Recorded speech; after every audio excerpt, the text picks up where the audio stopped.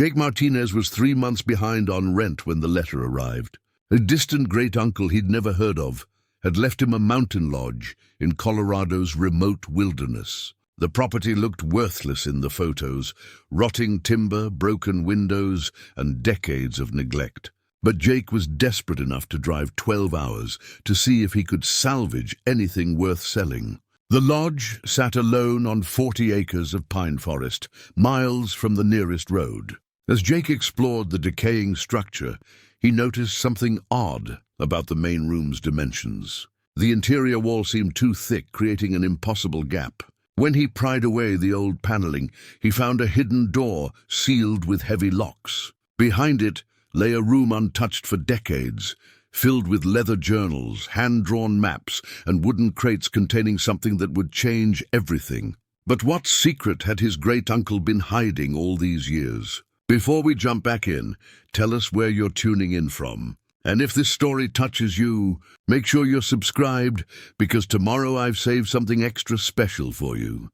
Jake's hands shook as he forced the rusted lock with a crowbar he'd found in the lodge's tool shed. The hidden door groaned open, releasing the musty scent of decades-old air. His flashlight beam swept across the secret room, illuminating walls lined with wooden shelves packed with leather-bound journals, rolled maps, and metal filing cabinets that looked far newer than the lodge itself. The first journal he opened bore the inscription, Samuel Martinez, Personal Records 1987-1995, in careful handwriting. Jake's breath caught. This was his great-uncle, the man whose existence had been a complete mystery until the inheritance letter arrived. As he read the first entry, dated March 15, 1987, Jake discovered that Samuel hadn't been the hermit recluse he'd imagined. Completed geological survey of the northern Sangre de Cristo Range today. Official report filed with the state, but I'm keeping my own records of the interesting discoveries. Found evidence of Spanish colonial mining operations that don't appear in any historical records. The ore samples suggest significant silver deposits that were deliberately concealed from Crown authorities. Jake flipped through more pages, his excitement building with each entry. Samuel Martinez had been a professional geological surveyor for the Colorado Department of Natural Resources, but his personal journals revealed a far more intriguing pursuit. He'd been tracking down lost Spanish treasure sites across 3 states, using his professional access to geological surveys and historical mining records to identify locations that others had overlooked. The entries grew more detailed and secretive as the years progressed. Samuel described finding Native American artifacts that suggested pre-Columbian mining operations, Spanish colonial tools hidden in remote caves, and systematic patterns of concealed mining sites that pointed to a much larger operation than historians had ever documented. June 3, 1991. Made contact with Dr. Chen at Colorado State University. Her research into Spanish colonial mining operations confirms my suspicions. The official records are incomplete, possibly deliberately falsified. The Spanish were extracting far more precious metals from this region than they ever reported to Madrid. Question is, where did it all go? Jake's pulse quickened as he read about cache locations, coded map references, and Samuel's growing conviction that he was tracking the remnants of a massive treasure network. The journal entries revealed a methodical mind that approached treasure hunting like a scientific expedition, documenting every find with photographs, GPS coordinates, and geological analysis. By 1993, Samuel's entries had become cryptic, filled with references to the mother lode and warnings about those who would steal what was never theirs to begin with. The handwriting showed signs of stress, and several entries had been partially torn out or written in a code that Jake couldn't decipher. December 15th, 1994, they're watching the lodge now. Found tire tracks on the access road and evidence that someone's been through my files, moving the most sensitive materials to secure location. If something happens to me, I pray whoever inherits this place has the courage to finish what I started. The truth about Colorado's mining history needs to be told, and our family deserves justice for what was stolen from us generations ago. Jake set down the journal, his mind reeling. Justice for what was stolen? He'd never heard any family stories about mining claims or lost fortunes. His father had died when Jake was 12, and his mother had rarely spoken about her husband's extended family. Samuel Martinez had been just a name on distant Christmas cards that stopped coming sometime in Jake's teens. He opened another journal, this one filled with hand-drawn maps showing locations across Colorado, New Mexico, and Utah. Each map was marked with symbols that seemed to indicate different types of sites: caves, abandoned mines, natural rock formations, and remote valleys. Numbers beside each symbol corresponded to entries in what appeared to be a master catalogue. The filing cabinets contained folders organized by location and date, each packed with photographs, soil samples sealed in plastic bags, and detailed notes about terrain, accessibility, and security considerations. Samuel hadn't just been treasure hunting. He'd been building a comprehensive database of Spanish colonial sites that extended far beyond anything Jake had ever imagined possible. As Jake explored deeper into the room, he found camping equipment, hiking gear, and metal detectors that looked expensive and well-maintained. Several wooden crates contained items that made his breath catch: antique Spanish coins, Native American pottery shards, and pieces of colonial-era metalwork that looked like they belonged in a museum. The final discovery made Jake's hands tremble. In the bottom drawer of the largest filing cabinet, he found a folder labeled "For My Heir," containing a letter in Samuel's handwriting. "If you're reading this, I'm gone, and you've found my life's work. I hope you're family, because what I've discovered here belongs to our bloodline." The Martinez family once owned mining claims worth millions in today's money. Those claims were stolen through legal fraud in the 1920s, and the companies responsible are still profiting from our family's labor. I've spent 30 years gathering evidence and recovering what rightfully belongs to us. The choice of what to do with this knowledge is now yours.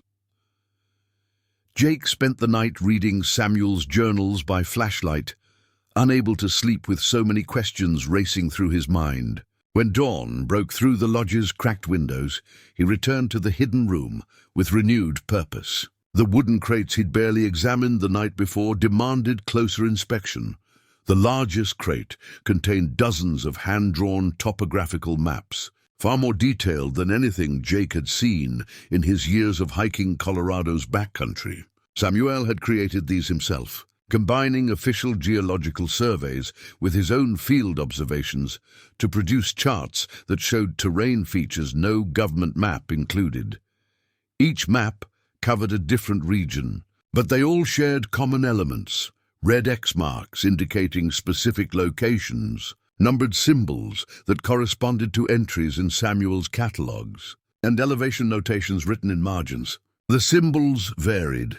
Some looked like caves, others resembled mine shafts, and several appeared to mark natural rock formations or hidden valleys. Jake spread 3 maps across the room's central table, trying to understand the scope of Samuel's search area. Colorado's San Luis Valley, the mountainous regions around Taos, New Mexico, and the canyon country of southeastern Utah. Samuel had systematically surveyed hundreds of square miles, looking for something specific. The pattern became clearer as Jake studied the maps more carefully. Samuel hadn't been randomly treasure hunting. He'd been following historical Spanish colonial routes, tracing paths that connected known mining operations with supply routes that led back toward Mexico. Each marked location represented a potential cache point where Spanish miners might have hidden precious metals during their retreat from advancing American territorial claims. A separate folder contained photocopied historical documents that provided context for Samuel's search strategy. Spanish colonial records from the 1600s and 1700s described mining operations throughout the American Southwest, But the official reports to Spanish authorities consistently understated the actual quantities of silver and gold being extracted. Samuel had theorized that mine operators were systematically concealing portions of their discoveries to avoid crown taxation. Jake found himself drawn to one particular map that covered the area immediately surrounding the lodge. Samuel had marked 17 different locations within a 30-mile radius, each with detailed notes about accessibility, security considerations, and potential hazards. The closest mark was only 3 miles away, accessible by an old mining road that appeared on Samuel's map but not on any modern charts. The filing cabinet yielded more practical information. Samuel had documented every expedition with military-style precision, noting weather conditions, equipment requirements, and estimated travel times for each location. His photographs showed him at various sites, sometimes alone, and sometimes with companions whose faces had been carefully obscured or cropped out of the images. One photograph made Jake pause. Samuel stood beside a natural cave entrance, holding what appeared to be a Spanish colonial helmet. The date stamp showed 1992, and Samuel's expression combined excitement with caution. The location matched coordinates for the site 3 miles from the lodge. Jake found the corresponding expedition report filed under Site 17, Initial Survey. Samuel's notes described discovering the cave after following geological indicators that suggested underground water sources. Inside, he'd found evidence of human occupation dating to the colonial period, metal artifacts, pottery fragments and tool marks in the cave walls that indicated systematic excavation. Most significant discovery to date, Samuel had written. Cave system extends much deeper than initial assessment suggested. Evidence of deliberate concealment efforts, rockfalls that appear artificial, sealed passages, and construction techniques that match Spanish military engineering. Recovered artifacts confirm colonial-era occupation, but quantity suggests temporary storage rather than permanent settlement. Site requires additional investigation with proper equipment and security measures. The report included detailed sketches of the cave layout, GPS coordinates accurate to within 3 meters, and a list of recovered artifacts that Samuel had catalogued and stored separately. Jake searched the hidden room until he found a metal box containing items that matched Samuel's descriptions. A dented silver goblet bearing Spanish hallmarks, several coins dated to the 1750s, and metal fragments that appeared to be pieces of colonial-era tools. Jake's phone had no signal in the lodge's remote location, and his laptop battery had died during the night. He was completely isolated, dependent on Samuel's paper maps and analog navigation techniques to explore any of the marked locations. The nearest marked site beckoned with the promise of answers and potentially valuable discoveries. Samuel's equipment storage revealed everything Jake would need for a day hike: a modern GPS unit with rechargeable batteries, a backpack designed for technical terrain, climbing gear suitable for cave exploration, and a metal detector that looked expensive and well-maintained. Samuel had even left detailed checklists for different types of expeditions, covering everything from first aid supplies to documentation protocols. As Jake prepared for his first expedition to Site 17, he found a note taped inside the equipment storage area. Trust your instincts, document everything, and remember that you're not the only one interested in these locations. Stay alert, stay safe, and never go alone if you can avoid it. Jake followed Samuel's hand-drawn map along an overgrown mining road that wound through dense pine forest for 2 miles before becoming little more than a game trail. The GPS coordinates led him up a steep hillside where granite outcroppings created natural shelters and hidden alcoves that weren't visible from below. The cave entrance was exactly where Samuel had marked it, concealed behind a cluster of boulders that formed a natural screen. Jake would have walked past it completely if not for the detailed landmark descriptions in Samuel's notes. A lightning-struck pine tree, a rock formation that resembled a sleeping bear, and a seasonal creek bed that ran dry except during spring snowmelt. Every detail matched Samuel's precise documentation. Jake squeezed through the narrow opening, using his headlamp to illuminate a passage that opened into a larger chamber after 20 feet. The cave was dry and stable, with a level floor that showed clear evidence of human modification. Tool marks in the rock walls indicated deliberate widening of natural passages, and someone had built small stone walls to create storage alcoves throughout the cavern. His metal detector immediately began clicking as he swept it across the cave floor. Jake had never used one before, but Samuel's instruction manual made the basic operation clear enough. The strongest signal came from an area near the back wall, where someone had arranged flat stones to create what looked like a primitive altar or work surface. Jake moved the stones carefully, photographing their original arrangement as Samuel's notes had instructed. Beneath the third layer of rocks, his fingers touched something that made his pulse race, the smooth surface of oiled leather wrapping something solid and heavy. The package contained 12 Spanish silver reales, each coin bearing the distinctive markings of colonial-era minting. Jake's hands trembled as he examined them by headlamp light. The coins were in remarkable condition, protected by their leather wrapping and the cave's stable environment. Even his limited knowledge of antique coins told him these were worth far more than their silver content alone. But the discovery also unsettled him. Samuel's notes had mentioned finding artifacts at this site, but he'd never specified their exact nature or location. Either Samuel had left these coins behind intentionally, or someone else had placed them here after Samuel's last visit. The leather wrapping looked newer than colonial-era material, suggesting these coins had been recently moved or re-hidden. Jake continued exploring the cave, following Samuel's sketched layout deeper into the mountain. The passage branched twice, leading to smaller chambers that showed signs of systematic excavation. Someone had removed substantial amounts of rock and soil, creating spaces large enough to store significant quantities of material. In the deepest chamber, Jake made a discovery that chilled him. Fresh footprints in the cave's sandy floor, definitely not his own, and too recent to be Samuel's from years past. Someone else had been here within days, or possibly hours. The footprints led to an area where the wall showed evidence of recent digging, loose soil, fresh tool marks, and a depression that suggested something substantial had been removed. Jake photographed everything, following Samuel's documentation protocols, even as anxiety began building in his chest. The cave suddenly felt less like a treasure site and more like a place where he might encounter people who wouldn't welcome his presence. Samuel's warning about others being interested in these locations took on new urgency.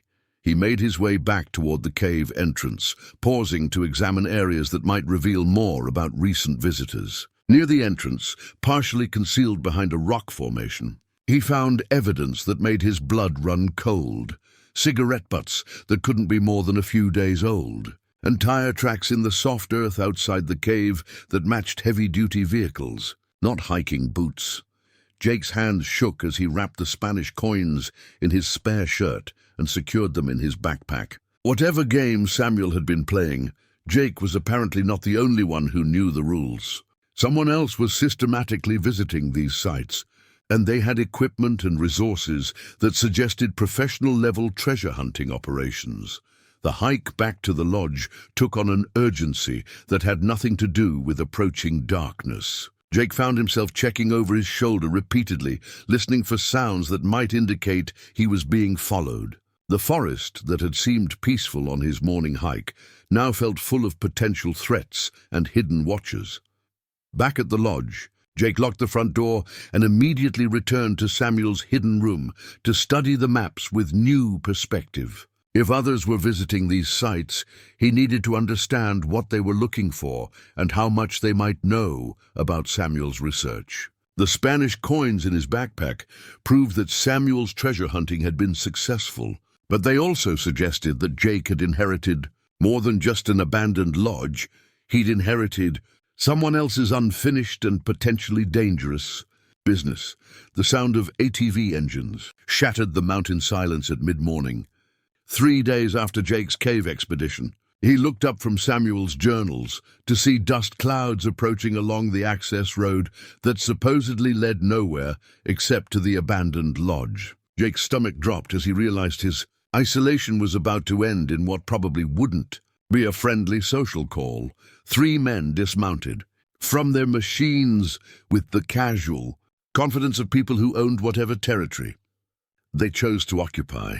The leader was a tall, lean man in his 40s, wearing expensive outdoor gear that looked more suitable for a catalogue photo than actual wilderness work. His companions flanked him with military-style precision, their hands resting near concealed weapons that bulged beneath their jackets. Jake met them on the lodge's front porch, keeping his expression neutral despite the adrenaline flooding his system. The leader smiled with practiced warmth that didn't reach his cold blue eyes. "You must be Samuel's nephew," the man said, extending his hand. "Marcus Kane. I worked with your uncle on several projects over the years. Sorry for your loss." Jake shook the offered hand, noting Kane's grip was firm to the point of being threatening. "I wasn't aware Samuel had business partners. Independent contractors, more accurately. Samuel hired our company to provide security and technical support for his geological surveys. When we heard about his passing, we wanted to ensure his research materials were properly secured." Kane's tone remained friendly, but his eyes swept across the lodge's exterior with the systematic attention of someone conducting a security assessment. His companions had spread out to cover potential escape routes, a positioning that Jake recognized from movies but had never experienced in real life. "I appreciate your concern," Jake said carefully, "but everything here is part of the estate. I'm handling Samuel's affairs." Kane's smile became sharper. "Of course, but some of Samuel's research involved sensitive geological data that belongs to our clients. We need to retrieve our proprietary materials." "What kind of materials?" "Survey maps, mineral assessments, location data. Technical information that wouldn't mean much to someone outside the industry, but could cause problems if it fell into the wrong hands." Jake felt increasingly certain that these men knew exactly what Samuel had been doing and weren't interested in protecting client data. Their interest was in Samuel's treasure-hunting research, and they clearly believed they had some claim to it. "I haven't found anything that looks like it belongs to other people," Jake said. "Maybe you could be more specific about what you're looking for." Kane's patience was evidently wearing thin. One of his companions stepped closer, and Jake caught the outline of a shoulder holster beneath the man's jacket. "Mr. Martinez, let's be direct." Samuel Martinez was conducting unauthorized surveys on federal and private land. Our company has been tasked with ensuring those surveys don't create liability issues for the parties involved. We need access to his files and any materials he may have collected. Unauthorized surveys? Your uncle was trespassing on mining claims and federal wilderness areas, collecting samples and documenting locations without proper permits. That's a federal crime, and anyone who continues those activities could face serious legal consequences. Jake realized Kane was threatening him while maintaining plausible deniability. These men weren't government officials or legitimate business partners. They were freelance operators working for someone who wanted Samuel's research badly enough to hire muscle to retrieve it. "I think you should leave," Jake said, surprised by the steadiness of his own voice. "If you have legal claims to Samuel's property, you can work through the proper channels." Kane's friendly mask finally slipped completely. "Son, you're in over your head. Your uncle was playing a dangerous game, and he made enemies who don't care about proper channels. You can cooperate with us now, or you can deal with those enemies directly. I promise you don't want to find out what that means. Are you threatening me? I'm offering you a way to avoid the trouble your uncle created. Walk away from this place. Sell it to someone who can handle the complications and forget about any research materials you might have found. That's good advice, and it's the only time I'm going to give it to you." Jake's mind raced as he tried to process the implications. Samuel had apparently made enemies powerful enough to hire private security contractors. These men knew about the treasure hunting and considered it enough of a threat to justify intimidation and possibly violence. "I need time to think about what you've said." Kane nodded, but his expression remained threatening. "You have 24 hours. After that, this becomes a problem we solve without your cooperation." The three men remounted their ATVs and disappeared down the access road, leaving Jake alone with the realization that his inheritance had just become exponentially more complicated and dangerous. As their engine noise faded, he found a note tucked under his truck's windshield wiper. "Stop digging or we'll bury you with what you find." Jake was still processing Kane's threats when a silver Honda Civic navigated the rough access road with obvious difficulty. The driver who emerged looked nothing like the intimidating men who had just left. A woman in her early 40s wearing practical hiking clothes and carrying a worn leather satchel that suggested academic rather than military purposes. "Mr. Martinez," she called out as she approached the lodge. "I'm Dr. Sarah Chen from Colorado State University. I believe your uncle may have mentioned me in his records." Jake remembered the name from Samuel's journals, the historian who had been researching Spanish colonial mining operations. Her timing, just hours after Kane's visit, seemed too convenient to be coincidental. "Dr. Chen, yes, Samuel wrote about your research. Though I have to say your timing is interesting." Sarah's expression grew concerned. "Has someone else been here asking about Samuel's work? I've been trying to reach you since I heard about his death, but the lodge doesn't appear in any phone directories." Jake studied her carefully, looking for signs of deception or threat. Unlike Kane's military bearing, Sarah carried herself with the slightly distracted air of someone more comfortable with books than confrontation. Her car was dusty from academic conference stickers rather than mud from off-road adventures. Three men just left here. They claimed to be Samuel's business partners, but they were more interested in intimidation than business. Sarah's face went pale. "Marcus Kane. You know him?" "Unfortunately, yes. Kane works for Meridian Resources, a mining company that's been trying to suppress Samuel's research for years. They're the corporate descendants of the company that defrauded your family in the 1920s. Jake gestured toward the lodge. "I think we need to talk." Inside, Sarah examined the main room with the practiced eye of someone who had visited before. She moved toward the hidden door as if she knew exactly where to find it.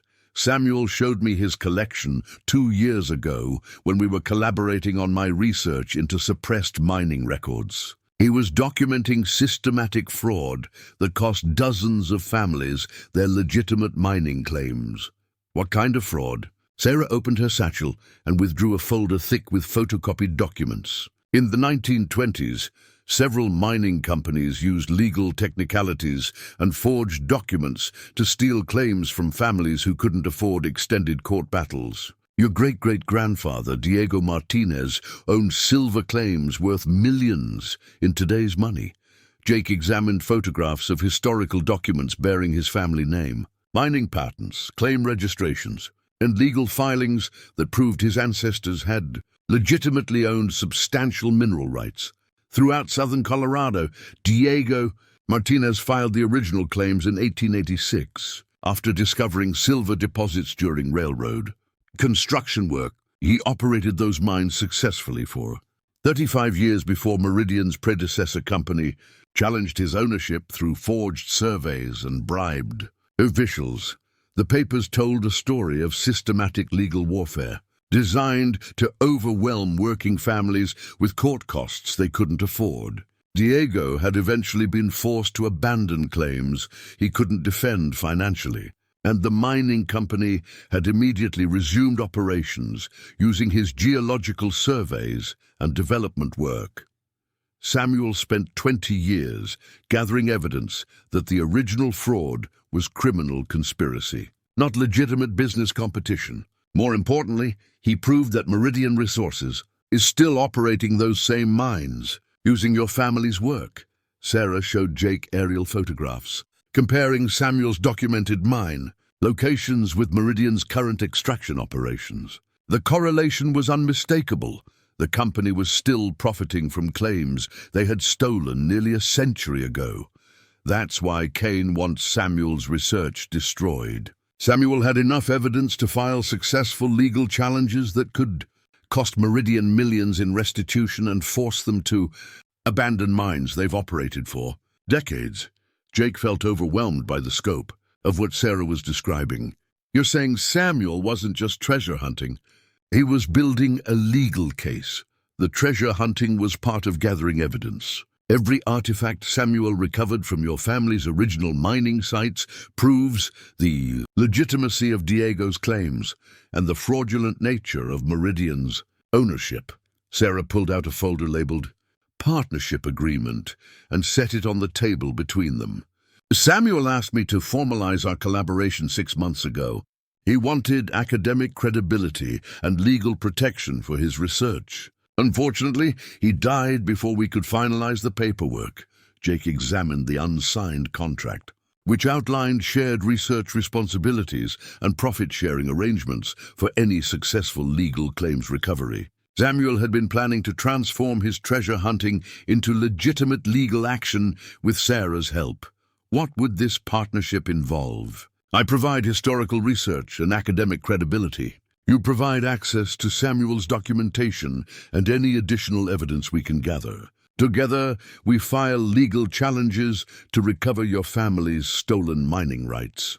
And Kane will do everything possible to stop us, including violence if necessary. Meridian has too much invested in those mines to let your family reclaim them without a right. Sarah's academic credentials provided access to historical archives that had been unavailable to Samuel during his independent research. The next morning, she returned to the lodge, carrying a cardboard box filled with documents from the Colorado State University Library's special collections and the National Archives in Denver. I've been researching Spanish colonial mining operations for 15 years. Sarah explained as she spread centuries-old maps across Samuel's hidden room table. But I never understood the full scope until Samuel showed me how the pieces connected. The centerpiece of her research was a fragmented map dating to 1541, part of Francisco Vázquez de Coronado's expedition records. The parchment was brown with age and carefully preserved between sheets of protective plastic, but the geographical features were still clearly visible. Coronado's official reports claimed his expedition found no gold or silver worth extracting.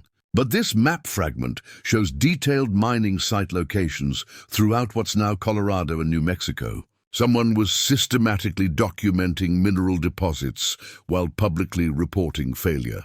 Jake compared the historical map with Samuel's modern topographical charts. The correlation was remarkable. Many of Samuel's marked locations corresponded exactly with symbols on the Coronado map, suggesting that Spanish colonial miners had successfully concealed substantial operations from official oversight.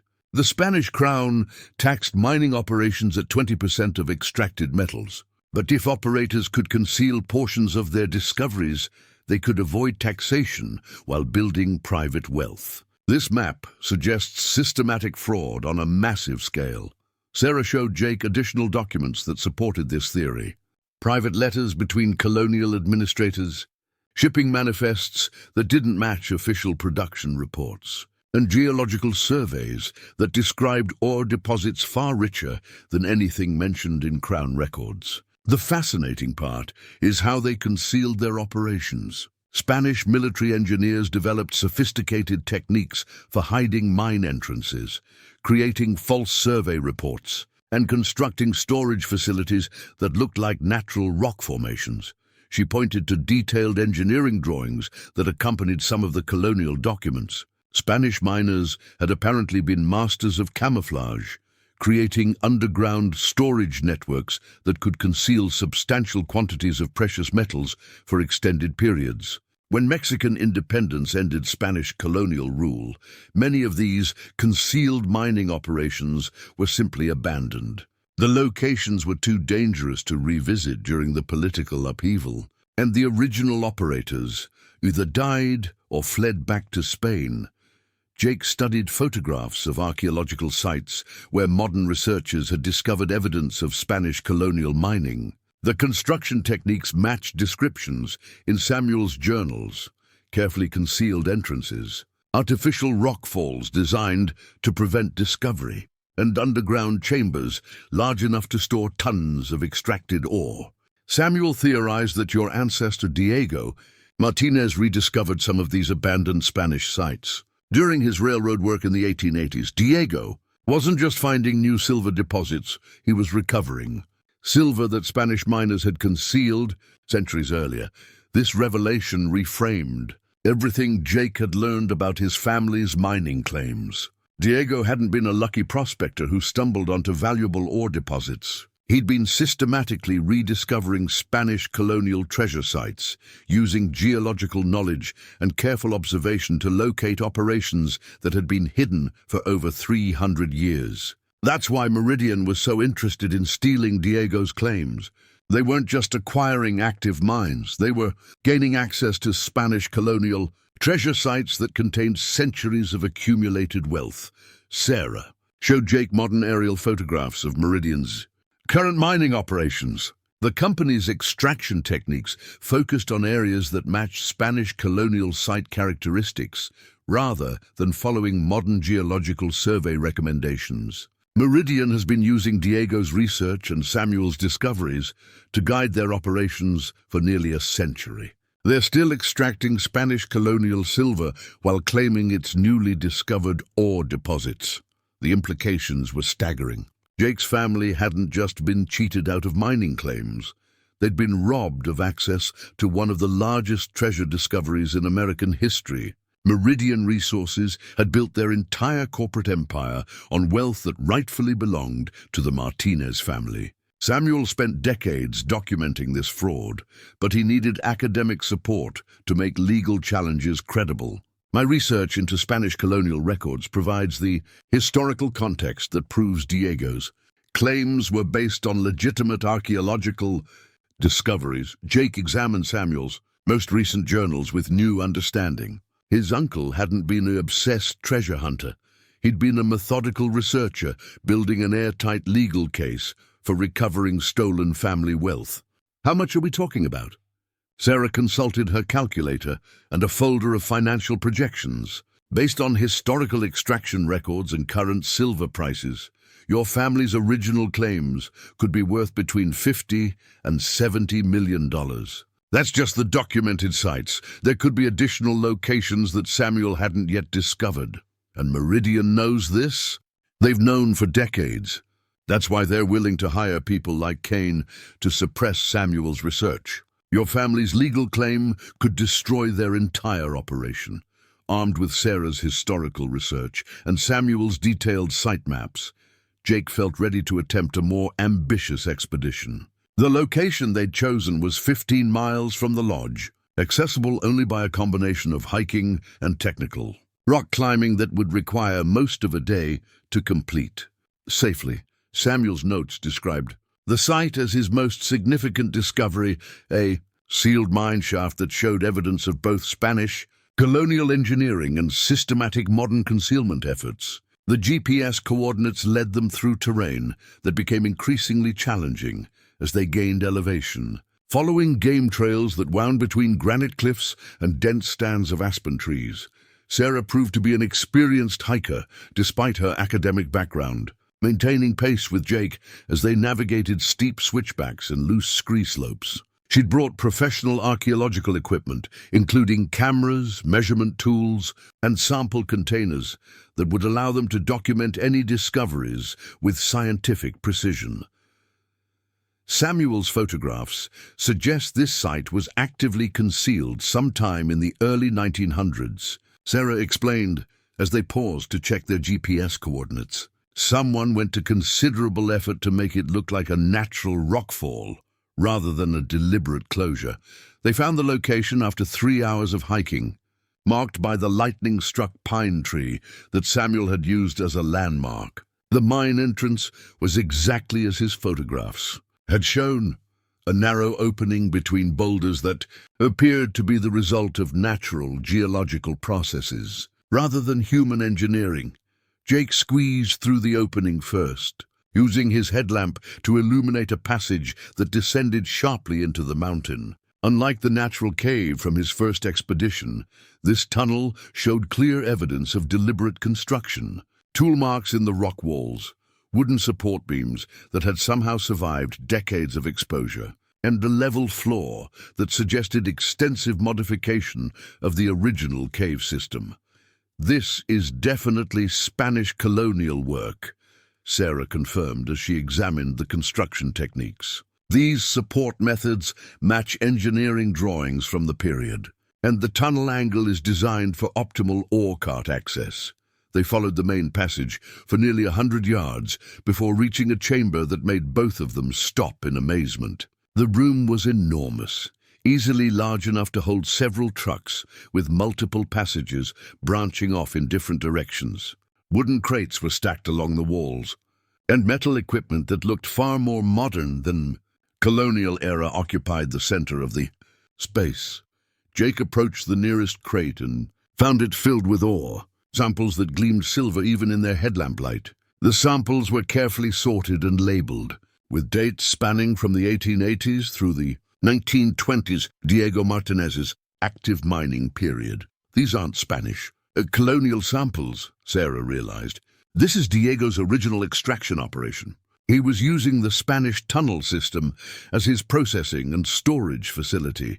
They found additional crates containing more than ore samples, mining company documents bearing Diego's signature, geological surveys in his handwriting, and financial records that documented the extraordinary wealth he'd extracted from these sites before losing his claims to legal fraud. But the most significant discovery was a folder marked Mining Company Charter, Martinez Family Claims, Incorporated 1886. The documents inside proved that Diego hadn't just owned individual mining claims. He'd established a legitimate mining company with legal rights to extraction operations across thousands of acres. "Jake, this changes everything," Sarah said, her voice filled with excitement. "Diego's company charter gives you legal standing to challenge not just individual claims, but Meridian's entire operation in this region." The charter documents included detailed maps showing the full extent of Diego's legal claims, geological surveys that proved his systematic approach to mining operations, and financial records that documented extraction of silver worth millions in 1920s currency. Jake found himself staring at a photograph tucked between the charter documents. Diego Martinez standing in front of the same mine entrance they'd just used, surrounded by workers and equipment that spoke to a substantial and successful operation. The photo was dated 1889, just 3 years after Diego had filed his original claims. "Look at this," Sarah said, pointing to markings on the chamber walls. "These aren't just storage areas. Diego was processing ore here, using Spanish colonial equipment that he'd restored and modernized." They found evidence of extensive mining operations throughout the chamber, ore processing equipment, storage systems for extracted silver, and living quarters that suggested Diego had maintained a permanent workforce at this site. But their celebration was interrupted by sounds from the tunnel entrance, voices and equipment that indicated they weren't alone in the mine. Jake recognized Marcus Kane's voice echoing through the passages, and the realization that they'd been followed sent cold fear through his chest. "We need to get out of here," Jake whispered, but Sarah was already photographing the charter documents as quickly as possible. "Not without proof," she insisted. "These documents are the key to everything." Back at the lodge that evening, Sarah spread the charter documents across Samuel's table while Jake paced nervously by the windows. They'd escaped the mine through a secondary passage that Samuel had documented in his notes, but Kane's team had definitely seen them and would likely return with more resources. "The legal implications are extraordinary," Sarah said. studying the mining company charter through her magnifying glass. Diego didn't just file individual claims. He established corporate rights that were never properly dissolved. She showed Jake a folder of legal documents she'd requested from the Colorado State Archives. Corporate lawsuit files from 1923 through 1925 revealed the systematic fraud that had destroyed Diego's mining company and transferred his assets to Meridian's predecessor corporation. Look at this sequence of events. First, Meridian challenged Diego's original survey work using forged geological reports. When that failed, they bribed county officials to declare his claims abandoned due to alleged non-payment of fees that Diego had actually paid. The legal documents painted a picture of coordinated corporate warfare designed to overwhelm a working class family with court costs they couldn't afford. Diego had spent 3 years fighting challenges to his legitimately filed claims before finally being forced to abandon operations he couldn't defend financially. But here's the crucial detail, Sarah continued, pointing to a specific court filing. Diego's mining company was never legally dissolved. The corporate charter remained active even after he lost access to the physical mining sites. Jake studied the implications. Meaning what exactly? Meaning you're not just Diego's heir. You're the legitimate owner of a mining company that still holds legal rights to extraction operations across thousands of acres. Meridian has been operating on your land without permission for nearly a century. Sarah showed him maps comparing Diego's original corporate claims with Meridian's current mining operations. The overlap was nearly complete. Meridian had built their entire regional operation on land that legally belonged to Jake's family company. The fraudulent court decisions that gave Meridian access to Diego's claims can be overturned based on evidence of judicial corruption and forged documents. Samuel spent 20 years gathering proof that the original legal proceedings were criminal conspiracy. She opened another folder containing Samuel's most damaging discoveries, correspondence between Meridian executives and county officials discussing bribery payments, geological reports that had been deliberately falsified to undermine Diego's claims, and financial records showing systematic fraud in the legal proceedings that had destroyed Diego's company. This is smoking gun evidence of criminal conspiracy. Not just business competition, but actual fraud that violated federal mining laws and constitutional due process protections. Jake found himself staring at a particular document that made his blood boil. 1924 letter from Meridian's president to their lead attorney discussing strategies for eliminating the Martinez problem through extended legal harassment until the family lacks resources to continue resistance. They deliberately destroyed my family financially. It was standard corporate practice during that period.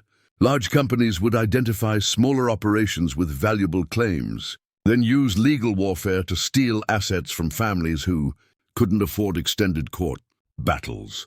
Sarah showed him additional examples of similar corporate fraud cases from the 1920s. Dozens of families had lost mining claims, timber rights, and agricultural land through identical legal strategies employed by the same network of corporations and corrupt officials, but most of those families never gathered the evidence needed to challenge the original fraud. Samuel's research provides documentation that could overturn nearly a century of theft. The scope of Samuel's investigation became clear as Sarah organized his evidence into categories: geological fraud, judicial corruption, corporate conspiracy, and ongoing theft of family assets. Samuel had built a comprehensive case that went far beyond simple treasure hunting.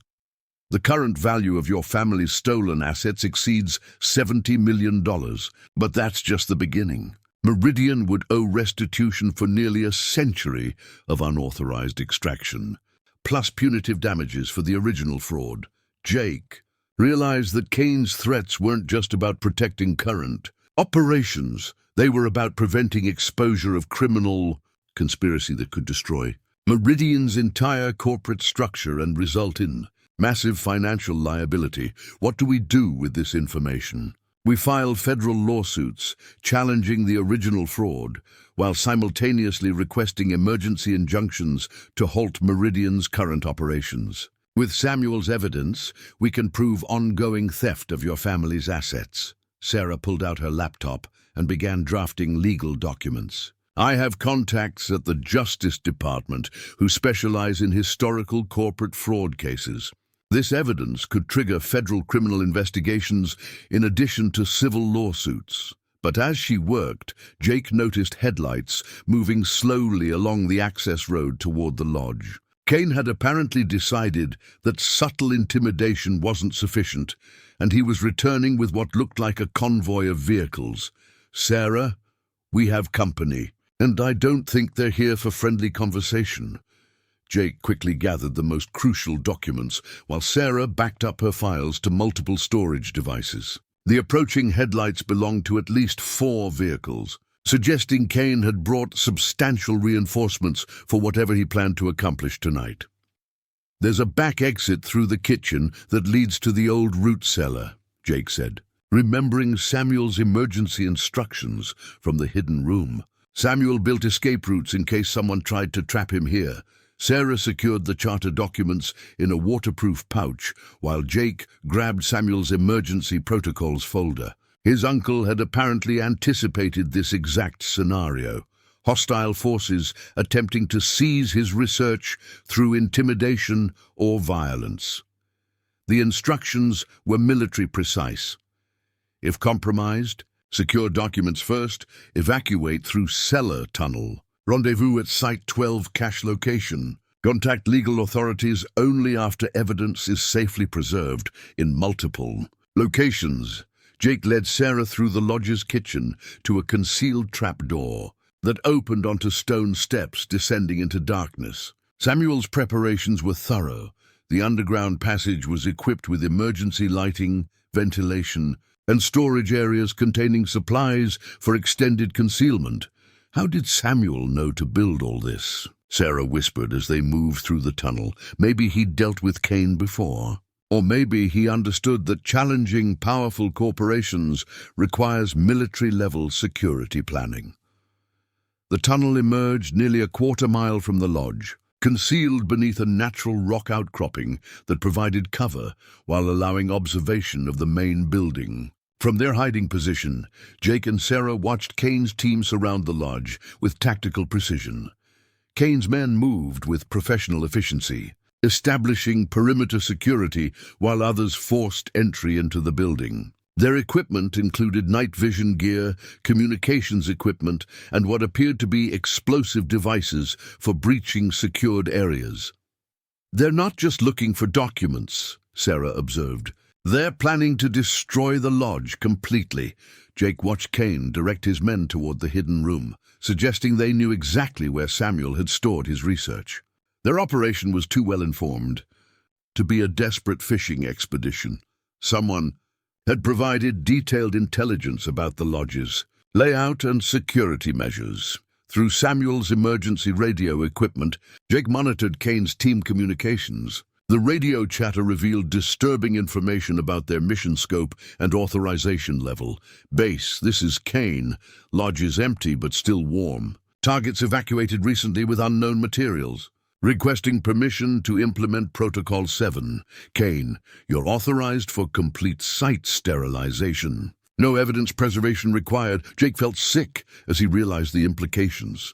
Protocol 7 apparently meant destroying the lodge and everything in it, eliminating any chance of recovering Samuel's research or preserving evidence of the family's legal claims.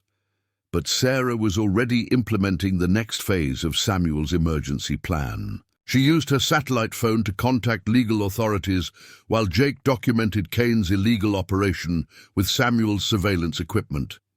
"This is Dr. Sarah Chen, calling the FBI Denver field office. I need to report federal crimes in progress, including destruction of evidence, conspiracy to commit fraud, and illegal armed trespass on private property. The FBI agent who answered took her report seriously, especially when Sarah mentioned federal mining law violations and interstate corporate conspiracy. Emergency response teams would be dispatched immediately, but they were at least 2 hours away from the remote lodge location.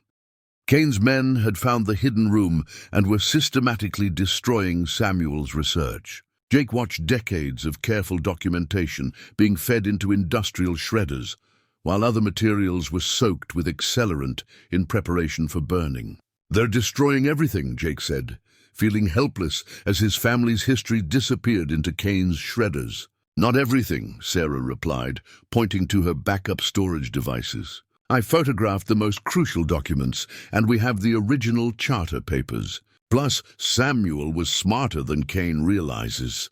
She showed Jake a section from Samuel's emergency instructions that he'd missed in their hurried evacuation. Samuel had created multiple backup storage locations throughout the region, each containing copies of his essential research and legal documentation. Site 12 isn't just a rendezvous point, it's a backup archive containing everything Kane thinks he's destroying tonight. As explosions began lighting up the lodge, Jake realized that Samuel's paranoid preparations were the only thing standing between his family's legal rights and complete erasure by corporate interests willing to use violence to protect their stolen wealth. Kane's radio crackled with new urgency. "Kane, federal authorities have been notified. Abort current operation and implement contingency extraction immediately." But the damage was already done.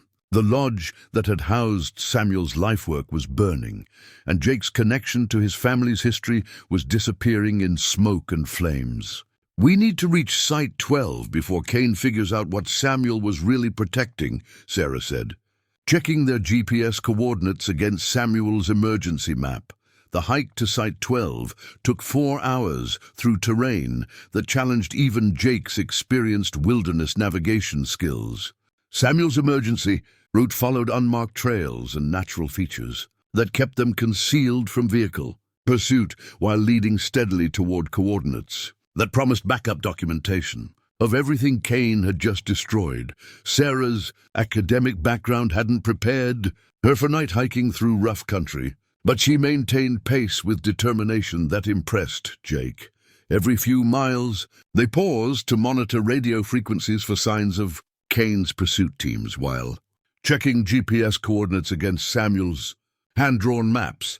Samuel chose this location specifically because it requires technical climbing skills that limit access, Jake explained as they approached a series of granite cliffs that rose vertically from the forest floor.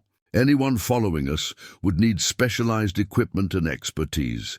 The cache location was concealed inside a natural cave system that required rappelling down a 60-foot cliff face to reach the entrance. Samuel had installed permanent anchor points for climbing ropes, but the approach remained challenging enough to deter casual discovery. Jake descended first, using Samuel's equipment to establish safety lines for Sarah's more cautious approach. The cave entrance was hidden behind a waterfall that provided both concealment and natural camouflage for anyone observing from above. Inside, they found Samuel's most comprehensive backup archive, a climate-controlled storage facility that preserved documents, computer equipment, and physical evidence spanning 40 years of research. Metal filing cabinets lined the cave walls, each containing materials organized with obsessive attention to detail. "This is incredible," Sarah said, examining storage systems that rivaled professional archives. Samuel created redundant copies of everything, stored in conditions that guarantee preservation for decades. The centerpiece of the archive was a massive mining ledger dating to 1887, bound in leather and filled with Diego Martinez's handwriting. Every page documented extraction operations with meticulous precision, ore quantities, worker schedules, equipment costs, and revenue calculations that proved the extraordinary profitability of his mining operations. Diego wasn't just a successful miner, Sarah realized as she studied the ledger entries. He was a sophisticated businessman who understood geology, engineering, and corporate finance. His operations were generating profits that rivaled major industrial companies of that era. The ledger revealed the true scope of Diego's mining empire. He'd employed over 200 workers across dozen active mining sites, operated his own ore processing facilities, and maintained distribution networks that shipped silver to markets throughout the United States and Mexico. "Look at these revenue figures," Jake said, pointing to annual summary pages that Diego had prepared for tax purposes. In 1889 alone, his company extracted silver worth over $8 million in today's currency. But the ledger also documented the systematic harassment that had eventually destroyed Diego's operations. Beginning in 1920, the entries showed increasing legal costs, work stoppages caused by court injunctions, and revenue losses as Meridian's legal challenges made normal business operations impossible. Diego knew what was happening to him, Sarah observed, reading entries that showed growing desperation and anger. He documented every fraudulent court filing, every bribed official, every illegal interference with his legitimate business operations. The final entries were heartbreaking. A successful businessman watching his life's work being destroyed by corporate interests that possessed unlimited legal resources and no ethical constraints. June 15, 1925. Court has ruled against our final appeal, despite overwhelming evidence of fraud. Meridian takes possession of our mines tomorrow. I have hidden documentation of their crimes in locations my children will someday discover. Justice delayed is not justice denied if future generations have courage to continue the fight. Jake found himself staring at his great-great-grandfather's words, written exactly a century ago, as if Diego had known that his descendant would eventually find this message and continue the battle that he'd been forced to abandon. But the archive contained more than historical documentation. Lemuel had used modern technology to analyze Diego's geological surveys, comparing them with contemporary satellite imagery and ground-penetrating radar data to identify mining sites that remained unexplored. Samuel discovered that Diego had located dozens of Spanish colonial sites, but only developed a fraction of them before losing his claims, Sarah explained, studying digital maps that combined historical and modern survey data. There are potentially dozens of unexplored sites that contain substantial silver deposits. Computer files revealed Samuel's analysis of the total potential value, not just the sites that Diego had developed, but the complete network of Spanish colonial mines that his geological surveys had identified. Conservative estimates suggest total recoverable silver worth over $200 million, Sarah said, her voice filled with amazement. Diego had discovered one of the largest treasure networks in American history. Jake realized that Kane's desperation to destroy Samuel's research made perfect sense. The evidence threatened not just Meridian's current operations, but exposure of the largest corporate theft in mining history. Sarah's satellite phone finally connected to her legal contacts at dawn, transmitting compressed files of the most damaging evidence, while Jake organized physical documents for transportation to safer locations. The backup archive contained an original land patent from 1885. That would prove devastating to Meridian's legal position. This is the federal document that granted Diego's family legitimate ownership of the mining claims, Sarah explained, photographing the patent with professional documentation equipment. It's signed by President Grover Cleveland and sealed with the Federal Land Office's official stamp. The patent proved that Diego's mining rights had been granted through proper federal procedures and couldn't be invalidated by state-level court decisions influenced by corporate bribery. Federal mining law superseded local jurisdiction, meaning that the fraudulent court rulings that had transferred Diego's assets to Meridian were legally meaningless. Jake's phone buzzed with an incoming call from a number he didn't recognize. The voice that answered belonged to someone who clearly wasn't expecting social conversation, Mr. Martinez. This is Agent Rebecca Torres with the FBI's White-Collar Crime Unit. Dr. Chen filed a report about ongoing federal crimes involving your property. We need to meet immediately. Where are you?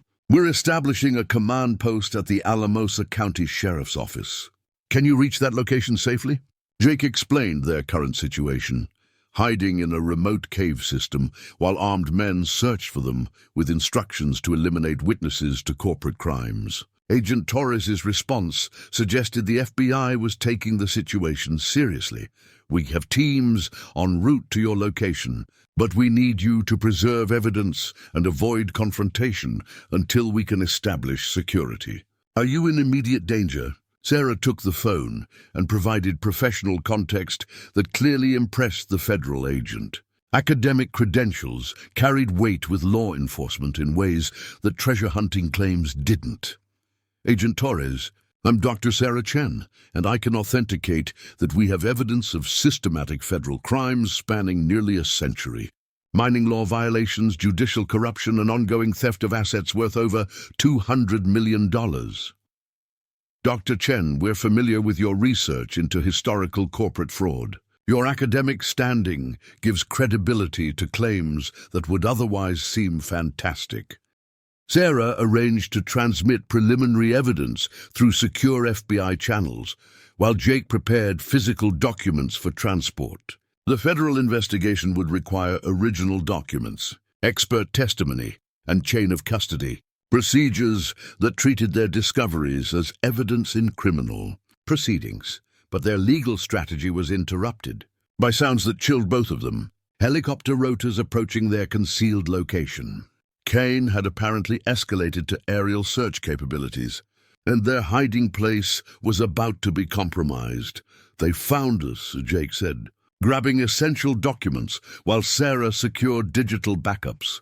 Through the cave entrance, they could see a military-style helicopter hovering above the waterfall, using sophisticated detection equipment to scan the area. Kane's operation had resources that went far beyond private. Security, someone with serious money and government connections, was funding the effort to suppress Samuel's research. Agent Torres's voice crackled. Through the satellite phone, Mr. Martinez, we're tracking unauthorized aircraft in your area. Federal airspace violations are now part of this investigation. They're directly above us with what looks like military equipment. Can you identify the aircraft registration? Jake used Samuel's binoculars to read numbers painted on the helicopter's tail section. Agent Torres's response suggested the aircraft identification had triggered significant federal interest. That helicopter is registered to a Department of Defense contractor.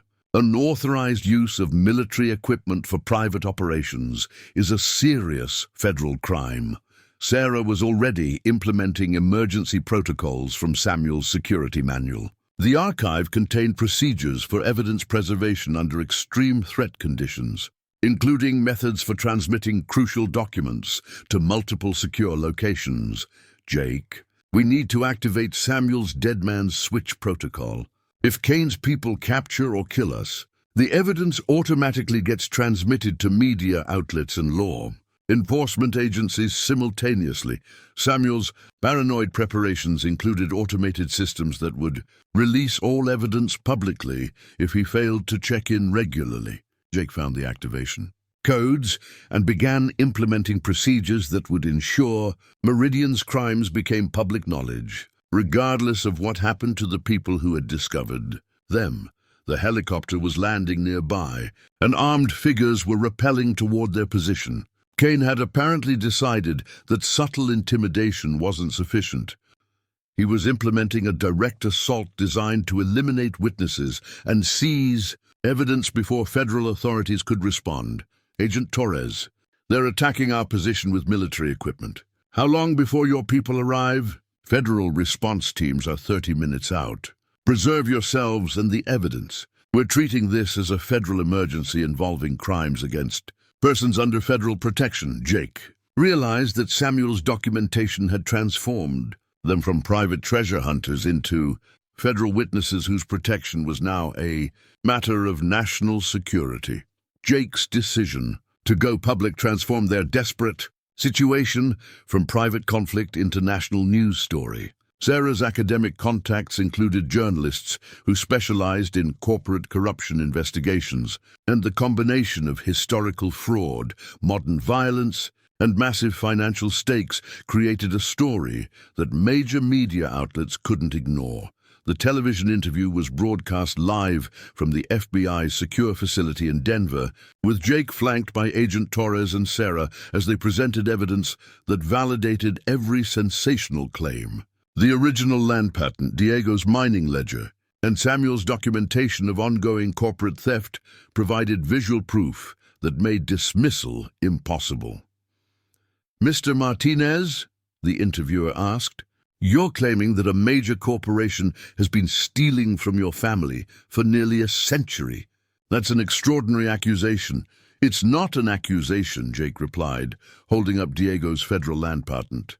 "It's documented fact. This document proves my family's legitimate ownership of mining claims that Meridian Resources has been operating illegally since 1925. Sarah provided academic context that gave credibility to claims that might otherwise seem fantastic. Her research into Spanish colonial mining operations had been published in peer-reviewed journals, and her expertise in historical corporate fraud was recognized by federal law enforcement agencies. The systematic theft of indigenous and family mining claims was common practice. During the early 20th century, Sarah explained, large corporations used legal warfare to steal assets from families who couldn't afford extended court battles. What makes this case unique is the comprehensive documentation that Samuel Martinez gathered over 40 years of investigation. The interview generated immediate public response that surprised everyone involved.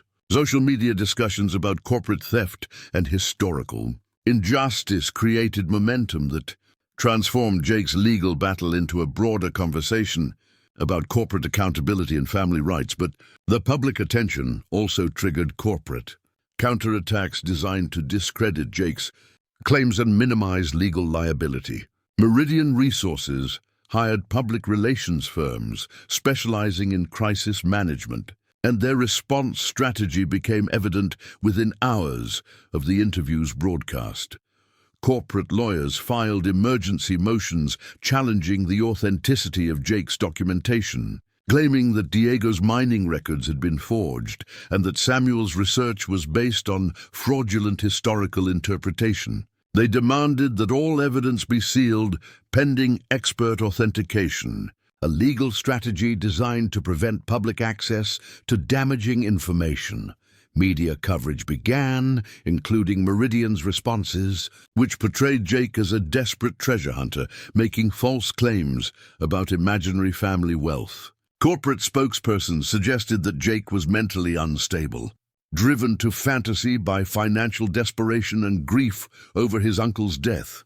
Mr. Martinez has provided no credible evidence of corporate wrongdoing, Meridian's chief legal officer announced during a press conference. His claims are based on family legends and amateur historical research that can't withstand professional scrutiny, but Sarah's academic credentials and FBI authentication of key documents made corporate dismissal increasingly difficult. Agent Torres held her own press conference, confirming that federal investigation had validated the authenticity of crucial evidence and that criminal charges were being considered. The FBI has authenticated documents proving systematic fraud involving federal mining laws, Agent Torres announced. This investigation involves potential violations of federal racketeering statutes, and we're treating it with appropriate seriousness. Jake found himself at the center of media attention that felt overwhelming and surreal. Phone calls from reporters, legal offers from attorneys specializing in corporate fraud cases, and messages of support from strangers who had followed the story created a whirlwind that he struggled to navigate. But the public exposure also provided protection that private legal action couldn't offer. Kane's violent tactics became liability for Meridian rather than effective intimidation, and federal attention made continued suppression efforts impossible. The story resonated with broader themes about corporate power and individual rights that attracted attention from advocacy groups, legal organizations, and political figures who saw Jake's case as symbolic of systemic problems with corporate accountability. Congressional representatives began asking questions about federal oversight of mining, operations, and historical corporate fraud. The Department of Justice announced that Jake's case would be used as a test of new legal strategies for prosecuting historical corporate crimes. Jake realized that his inheritance had evolved from personal treasure hunting into a public cause that was larger than his individual circumstances. The evidence that Samuel had spent decades gathering was being used to challenge corporate practices that affected thousands of families. Beyond the Martinez case, your uncle's work has become the foundation for legal reforms that could help many families recover stolen assets, Sarah explained as they prepared for another round of media interviews. Samuel's documentation is being used as a model for investigating historical corporate fraud throughout the American West. But even as public support grew, Jake knew that Meridian's resources and political connections made legal victory uncertain. Corporate interests had succeeded in suppressing similar cases for decades, and this battle was far from over. Samuel's final secret location required a 3-day expedition into wilderness that tested every skill Jake had developed during years of backcountry hiking. The coordinates led deep into the Sangre de Cristo Mountains, following Spanish colonial routes that required technical climbing and navigation through terrain that remained largely unchanged since the 1600s. Sarah's academic research had decoded Samuel's most cryptic journal entries, revealing references to the source and Coronado's final cache that pointed to the ultimate treasure repository that Spanish colonial miners had established as their primary storage facility.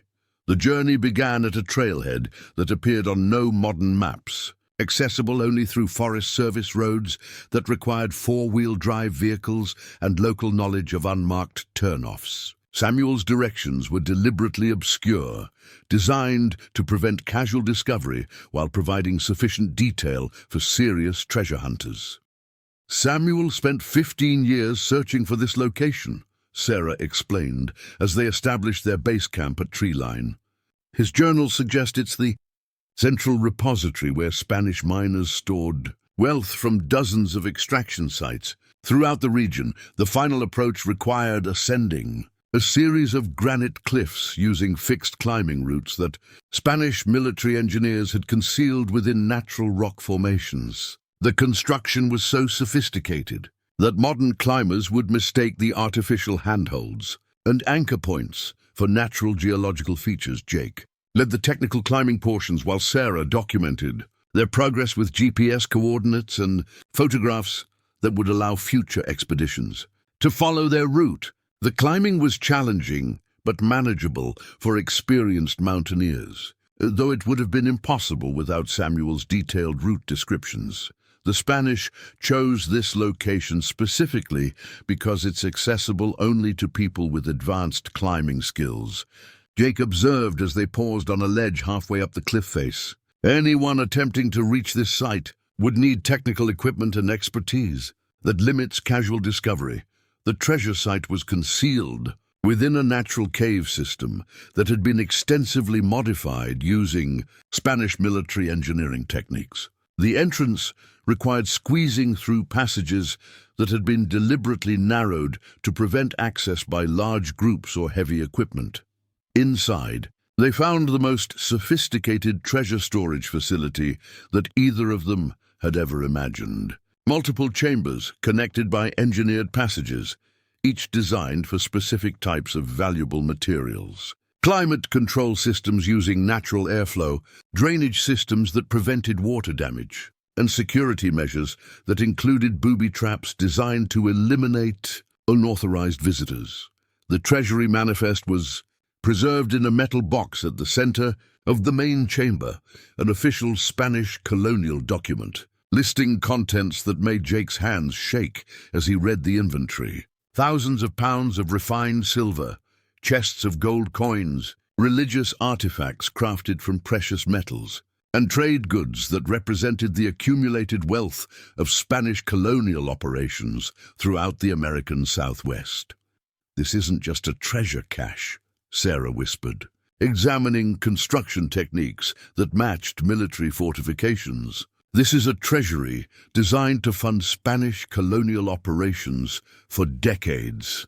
The manifest, dated to 1598 and included detailed descriptions of contents, storage procedures, and security protocols that revealed the extraordinary sophistication of Spanish colonial treasure management. Each item was catalogued with origin information, purity assessments, and strategic value for ongoing colonial operations.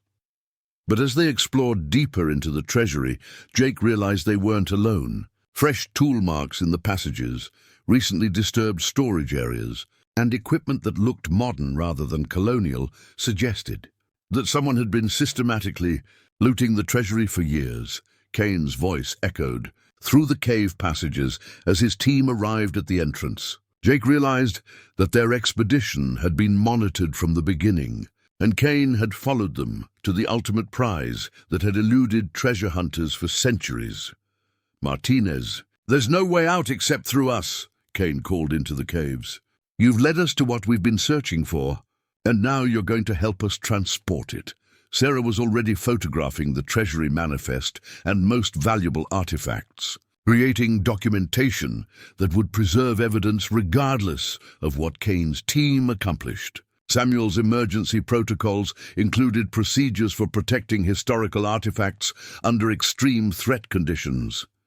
"Jake, look at this," Sarah said, pointing to inscriptions on the main chamber walls. "These aren't just storage instructions, they're historical records of Spanish colonial mining operations. Throughout North America, the wall inscriptions provided a comprehensive record of Spanish treasure operations that historians had never documented. Mining locations, extraction quantities, transportation routes, and storage procedures that revealed the true scope of Spanish colonial wealth extraction. Jake realized that Kane's arrival represented more than immediate personal danger. It threatened the destruction of historical evidence that could revolutionize understanding of Spanish colonial operations and prove the systematic theft that had destroyed his family's legitimate claims.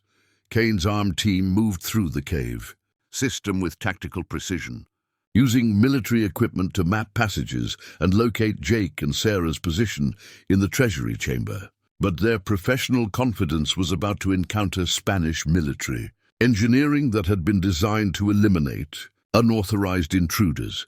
Jake found Samuel's final letter, tucked inside the treasury manifest box, written in his uncle's familiar handwriting, but addressed specifically to Jake with uncanny prescience about the situation that was now unfolding.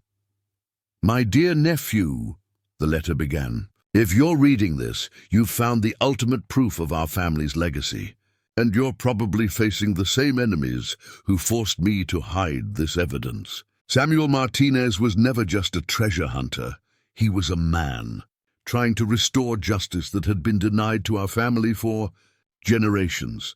The letter revealed Samuel's true motivations and his hope that Jake would have the courage to complete what previous generations had been forced to abandon. Samuel had known that discovering the Spanish treasury would trigger violent confrontation with forces that would stop at nothing to suppress evidence of historical theft. The Spanish engineers who built this facility included security measures that remain functional after 4 centuries. Study the wall inscriptions carefully. They contain instructions for activating defenses that can protect you if others try to claim what belongs to our family. Jake examined the inscriptions Sarah had been photographing, realizing they weren't just historical records, but operational instructions for cave systems that Spanish military engineers had designed as fortress-like strongholds. Kane's voice echoed closer as his team navigated the complex passage system. "Martinez, you're trapped in a dead end with nowhere to run. "Surrender the documents and we'll make this quick and painless." But Jake was studying Spanish engineering drawings carved into the cave walls, learning that the treasury had been designed with multiple defensive systems that could be activated by people who understood the proper procedures. "Sarah, look at these symbols," Jake said, pointing to carved instructions that included diagrams showing water flow patterns and structural weak points. The Spanish built this place to collapse sections of the cave system if it was threatened by enemies. Sarah's archaeological training helped her interpret the technical drawings that revealed sophisticated defensive engineering. Spanish military engineers had created controlled flooding systems, artificial rock falls, and passage closures that could trap or eliminate hostile forces while preserving the treasury contents. These aren't just booby traps, Sarah realized. They're military fortification systems designed to protect Spanish colonial assets during periods of conflict. Kane's team was close enough that Jake could hear individual voices and equipment sounds. They were systematically checking each passage and chamber, using modern detection equipment to locate the treasury. Despite the confusing layout that Spanish engineers had created, Jake found the activation mechanism described in the wall inscriptions, a series of carved stone controls that operated Spanish engineering systems through mechanical advantage and water pressure. The systems had remained functional because Spanish military engineers had designed them for long-term reliability in hostile environments. "Kane, I want to make you an offer," Jake called out, his voice carrying through the cave passages. "You and your team can leave now, or you can learn why Spanish military engineers were considered the best in the world." Kane's response was predictably arrogant. "You're bluffing, Martinez. You're trapped with academic researcher and no military training. Surrender now and maybe you'll live long enough to see prison." Jake activated the first Spanish defensive system following procedures carved into the cave walls 4 centuries ago. Water flow controls redirected underground streams to flood passages that Kane's team was using for access. The sudden rush of water forced Kane's men to retreat toward higher ground while creating barriers that separated their team and limited their tactical options. "What the hell is happening?" Kane's voice carried panic as his professional confidence encountered engineering systems that his modern training hadn't prepared him to understand. Sarah was documenting everything with her camera, creating records that would preserve evidence of both the Spanish treasury and Kane's illegal assault. Her academic training in archaeological documentation ensured that crucial evidence would survive regardless of the outcome of their confrontation. Jake activated the second defensive system, following Spanish instructions for creating controlled rockfalls that blocked additional passages while preserving escape routes that only people with knowledge of the original engineering could navigate. Kane's team was now trapped in a limited section of the cave system, cut off from their equipment and facing defensive measures that Spanish military engineers had designed to eliminate much larger and better-equipped enemy forces. "Martinez, you've just signed your own death warrant," Kane shouted, his voice echoing through chambers that suddenly felt like the fortress stronghold that Spanish engineers had intended them to be. The federal court ruling arrived 6 months after Kane's arrest, delivered by Judge Patricia Williams in Denver's federal courthouse with media attention that reflected the case's national significance. Jake sat beside Sarah and their legal team, watching as decades of corporate fraud were finally addressed through the justice system that had failed his family a century earlier. After extensive review of historical evidence and expert testimony, Judge Williams announced, "This court finds that the original legal proceedings that transferred the Martinez family mining claims to Meridian Resources and its predecessor companies were based on fraudulent documentation and judicial corruption." The federal court ruling was comprehensive, addressing not just the original theft of Diego's mining claims, but also the pattern of federal law violations that had enabled Meridian to profit from stolen assets for nearly a century.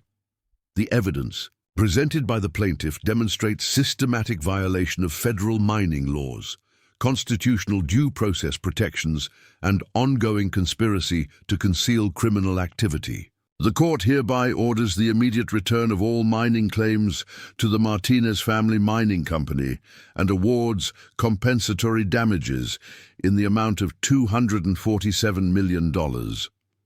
Jake felt Sarah squeeze his hand as the judge continued reading a decision that validated everything Samuel had sacrificed his life to prove. The court ruling acknowledged that Jake's great-great-grandfather had been the victim of criminal conspiracy, not legitimate business competition, but the financial award was only part of the court's decision. Judge Williams also ordered criminal referrals to federal prosecutors and mandated congressional investigation into historical corporate fraud cases that had been covered up through political influence and legal intimidation. The systematic theft of family mining claims represents a pattern of corporate behavior that demands criminal prosecution and legislative action to prevent future violations of constitutional rights. Meridian Resources had fought the federal case with resources that included teams of corporate lawyers, political lobbyists, and public relations specialists. But their legal strategy had collapsed when Agent Torres presented evidence of their ongoing criminal conspiracy, including Kane's violent attempt to destroy evidence and eliminate witnesses. Kane himself had been convicted on federal charges, including conspiracy, evidence destruction, assault with deadly weapons, and violation of federal racketeering statutes. His cooperation with federal prosecutors had exposed the corporate hierarchy that had ordered suppression of Samuel's research and authorized violence to protect stolen assets. The congressional investigation that followed Jake's court victory revealed that Meridian's case wasn't unique.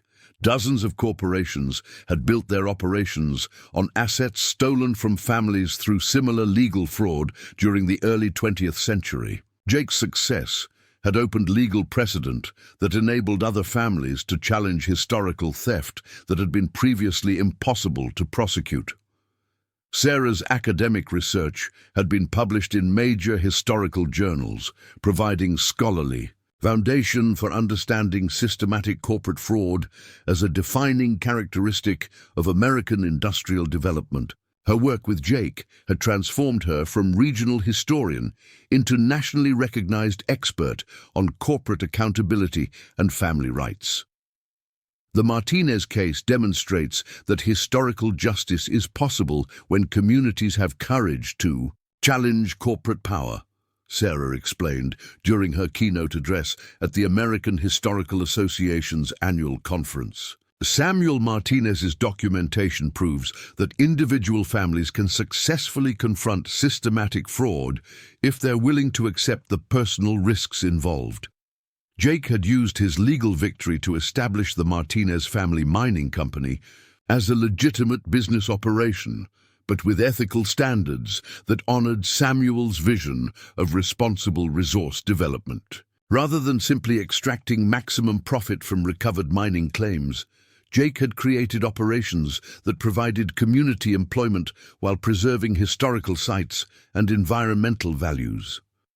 The museum and research center that Jake built on the site of Samuel's destroyed lodge had become a destination for families researching their own histories of corporate fraud and legal theft. Samuel's documentation methods were being used as models for recovering evidence of historical crimes that corporations had assumed were safely buried in the past. Elena Vasquez, Samuel's neighbor, who had first reported the diseased roses that led to Jake's discovery, had become the museum's director and chief researcher. Her nursing background had provided skills for helping families cope with the emotional trauma of discovering systematic theft that had shaped their family histories for generations. "Your uncle would be proud of what you've accomplished," Elena told Jake during the museum's dedication ceremony. He always believed that truth would eventually triumph over corporate power if someone had courage to continue the fight. Jake looked across land that his family had owned for over a century, finally returned through legal processes that had validated everything Diego Martinez and Samuel Martinez had sacrificed to preserve. The victory felt like completion of a family legacy that had required 4 generations to achieve. 2 years after the federal court ruling, Jake stood in the main hall of the Martinez Mining Heritage Museum, watching his nephew Carlos explore exhibits that documented 4 generations of family history. The museum occupied the site where Samuel's lodge had once stood, transformed from a place of secrets into a center for education and historical preservation. The museum charter documents reflected Jake's vision of honoring his family's legacy, while serving the broader community's need for understanding historical corporate fraud and its ongoing impact on working families throughout the American West. "Uncle Jake, is it true that our family once owned all these mountains?" Carlos asked, pointing to maps showing the original extent of Diego Martinez's mining claims. "Not owned exactly," Jake explained. "We had legal rights to extract minerals from the land, and we used those rights responsibly to create jobs and wealth for our community. Your great-great-great-grandfather understood that true ownership means taking care of something for future generations." The museum's centerpiece was a recreation of Samuel's hidden room, complete with original journals, maps, and artifacts that visitors could examine while learning about the systematic fraud that had stolen family mining claims throughout the region. Interactive displays helped visitors understand how legal technicalities and corporate influence had been used to transfer legitimate assets from working families to large corporations. Sarah had become the museum's chief academic advisor while maintaining her position at Colorado State University. Her research into Spanish colonial mining operations had evolved into a comprehensive study of corporate accountability and family rights that was being used by legal advocacy organizations throughout the United States. The Martinez case has become a model for challenging historical corporate fraud, Sarah explained to a group of visiting law students. Jake's success demonstrates that justice is possible even when crimes occurred decades ago, if families have courage to preserve evidence and challenge corporate power. The museum's research center provided resources for families investigating their own histories of land theft, mining claim fraud, and corporate conspiracy. Elena Vasquez had trained a staff of researchers who helped visitors access historical records, understand legal procedures, and connect with attorneys specializing in historical fraud cases. Jake's mining operations had been restructured to provide sustainable employment while preserving environmental values and historical sites. Rather than pursuing maximum extraction, the Martinez Family Mining Company operated demonstration projects that showed how responsible resource development could benefit communities without destroying landscapes or exploiting workers. "We're not trying to recreate 19th century mining," Jake explained to environmental advocacy groups who visited the operations. "We're developing 21st century approaches that honor our family's legacy while protecting the land for future generations." The financial success of Jake's legal victory had enabled investments in education, community development, and environmental restoration that transformed the economic landscape of southern Colorado. The Martinez Foundation provided college scholarships for students from families affected by historical corporate fraud, job training programs for sustainable resource development, and legal assistance for challenging ongoing corporate violations. Jake's relationship with Sarah had evolved from professional partnership into personal commitment that honored their shared dedication to historical justice and community service. Their wedding had been held in the museum's main hall, surrounded by exhibits documenting the family history that had brought them together. "Samuel's legacy isn't just about recovering stolen wealth," Sarah observed during their anniversary celebration. It's about proving that individual families can successfully challenge systematic corruption when they work together and refuse to surrender to corporate intimidation. The museum's visitor logs showed attendance from families throughout North America who were researching their own histories of land theft and corporate fraud. Jake's documentation methods were being replicated by families whose grandparents had lost farms, ranches, timber claims, and mineral rights through similar legal manipulation. Congressional legislation inspired by Jake's case had created new legal procedures for challenging historical corporate fraud and recovering stolen family assets. The Martinez Act provided federal resources for investigating systematic theft that had been covered up through political influence and legal intimidation. Your uncle's work has changed how we understand American industrial development, Elena told Jake during the museum's 3rd anniversary celebration.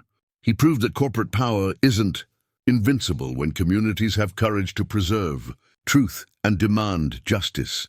Jake looked across the museum that honored Samuel's sacrifice while serving families who continued fighting similar battles against corporate power. The victory felt like fulfillment of a family mission that had required 4 generations to complete, but also like the beginning of broader social change that would prevent future families from experiencing similar theft. The charter documents for the museum's expansion included provisions for supporting families throughout North America who were challenging historical corporate fraud, ensuring that Samuel's documentation methods and legal strategies would remain available for future generations seeking justice for past crimes. 5 years after receiving that first inheritance letter, Jake stood in the same mountain valley where his desperate journey had begun. But everything about his circumstances had transformed beyond recognition. The lodge that had once represented worthless property now anchored a thriving community center that served families throughout the American West. Jake's morning routine still began with coffee at dawn, but instead of reading bills he couldn't pay, he reviewed reports from the Martinez Foundation's educational programs, environmental restoration projects, and legal assistance initiatives that helped families challenge historical corporate fraud. Dad, the museum has visitors from 6 different countries today, his daughter Maria announced as she joined him on the lodge's rebuilt front porch. At 8 years old, she already understood that her family's story had become something larger than individual success. It had become proof that justice was possible even when corporate power seemed invincible. Sarah emerged from the lodge carrying their son Diego, named for the great-great-grandfather, whose courage had originally established the family's mining claims. At 3 years old, Diego was too young to understand the legacy he'd inherited, but he would grow up knowing that his family had successfully challenged systematic theft and created something meaningful from their victory. The inheritance letter that Jake had drafted for his own children was carefully worded to explain not just the financial assets they would someday inherit, but the responsibilities that came with recovery of stolen wealth. The Martinez family's success carried obligations to support other families seeking similar justice. "My dear children," the letter began, "by the time you read this, you'll understand that our family's wealth comes from recovery of assets that were stolen from your ancestors through corporate fraud and legal corruption. This inheritance represents more than money. It represents proof that individual families can successfully challenge systematic injustice when they have courage to preserve truth and fight for what's right."